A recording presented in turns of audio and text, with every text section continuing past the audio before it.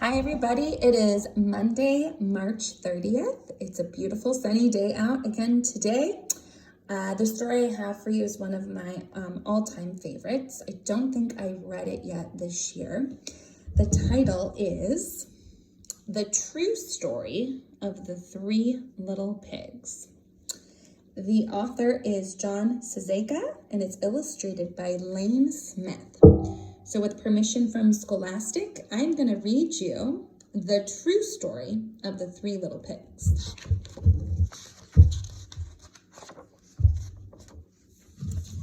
Everybody knows the story of the Three Little Pigs, or at least they think they do. But I'll let you in on a little secret. Nobody knows the real story because nobody has ever heard my side of the story. I'm the wolf. Alexander T. Wolf. You can call me Al. I don't know how this whole big bad wolf thing got started, but it's all wrong. Maybe it's because of our diet. Hey, it's not my fault wolves eat cute little animals like bunnies and sheep and pigs. That's just the way we are. If cheeseburgers were cute, folks would probably think you were big and bad too. But like I was saying, the whole big bad wolf thing is all wrong. The real story is about a sneeze and a cup of sugar. This is the real story. Way back in Once Upon a Time, I was making a birthday cake for my dear old granny. I had a terrible sneezing cold and ran out of sugar.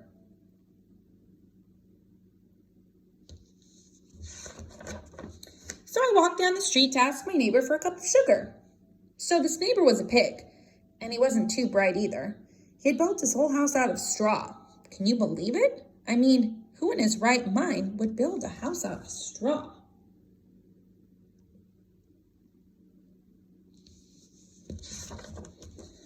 So of course, the minute I knocked on the door, it fell right in. I didn't want to just walk into someone else's house, so I called, little pig, are you in? No answer.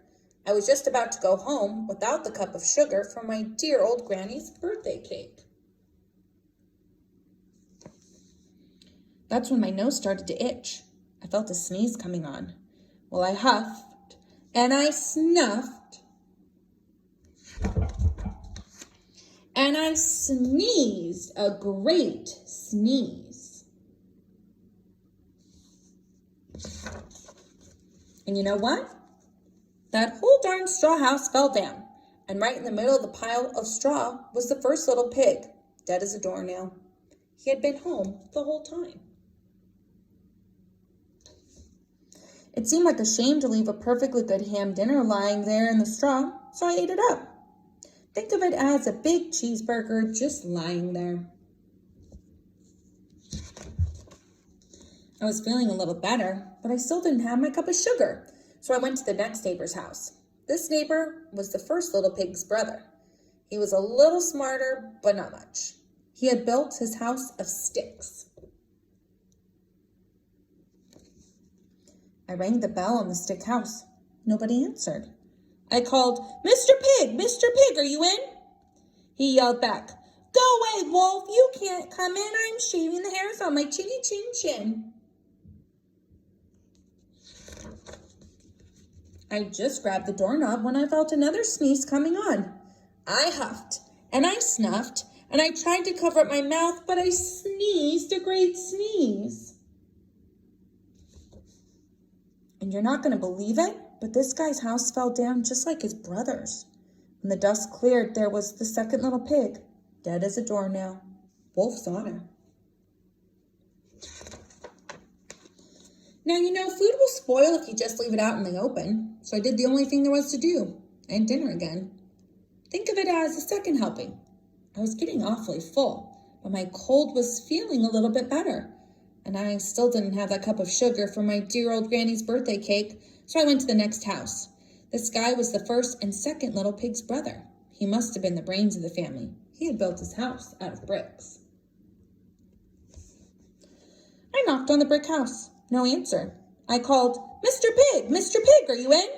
And do you know what that rude little porker answered. "Get out of here, Wolf! Don't bother me again." Talk about impolite. He probably had a whole sack full of sugar, and he wouldn't give me even one little cup for my dear, sweet old Granny's birthday cake. What a pig. I was just about to go home and maybe make a nice birthday card instead of a cake when I felt my cold coming on. I huffed, and I snuffed, and I sneezed once again. Then the third little pig yelled, "And your old Granny can sit on a pin."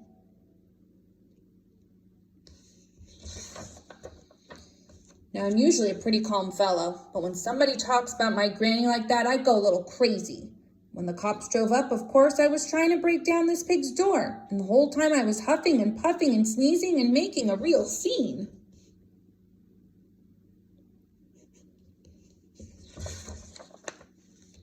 The rest, as they say, is history. The news reporters found out about the 2 pigs I had had for dinner. They figured a sick guy going to borrow a cup of sugar didn't sound very exciting. So they jazzed up the story with all that huff and puff and blow your house down. And they made me the big bad wolf.